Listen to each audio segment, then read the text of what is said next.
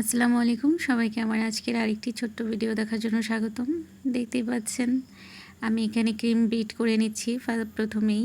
তো বিট করার পর আমি এখানে আমার আজকের ভিডিওতে 2টা কেক দেখতে পাবেন। তো আমি এক সপ্তাহের মধ্যে 2টা চকলেট কেক করেছিলাম। একটা ছিল 1 পাউন্ডের, আরেকটা ছিল 1.5 পাউন্ডের মতো। তো এই 2টা কেকের ক্লিপই আমি একসাথে অ্যাড করে দিয়েছি, দিয়ে দেন এই কেকের ভিডিওটা আমি বানিয়েছি ছোট্ট করে আপনাদের জন্য, যাতে দেখতে আপনাদের কষ্ট কম হয়। দেখতেই পাচ্ছেন আমি 1 পাউন্ডের কেকটাকে 2টা লেয়ার করেছিলাম।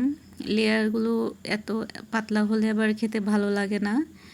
যেহেতু এই সপ্তাহে আমি আরেকটা চকলেট করেছিলাম, সেটার মধ্যে লেয়ারগুলো একটু পাতলা হয়েছিল বিধায় ক্রিমটা একটু বেশি লেগেছিল, মানে ক্রিম ক্রিম লাগতেছিল কেকটা। এর জন্য আমি এবার 2 লেয়ারে করেছিলাম আমার আজকের এই কেকটা।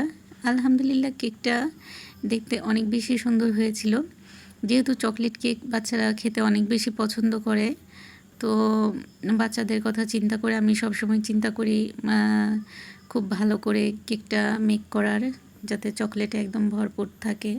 আর এখানে বেজের মধ্যে আমি চকলেট গানাশও ইউজ করেছিলাম। আমার যে আপুটা এই কেকটা অর্ডার করেছিল উনি বলেছিল যে একটা লাভ শেপের মধ্যে করে দিতে, তবে যে ডিজাইনটা দিয়েছিল অনেক কালারফুল একটা ডিজাইন দিয়েছিল। তো আমি বললাম যে আমি তো এত বেশি কালার দিয়ে কেক মেক করি না আগে থাকতে বলাতে। তাহলে বলল যে তুমি তোমার মতো করে দিও। তো আমিও আপাকে বললাম যে আমি আমার মতোই করে দেব। তো এটা ছিল আমার প্রথম যে কেকটা, চকলেট কেকটা করেছিলাম সেটা। আলহামদুলিল্লাহ খুব সুন্দর ছিল। আর এটা ছিল সেকেন্ডটা। প্রথমটা আর সেকেন্ডটা 2টা মিলে খুব চমৎকার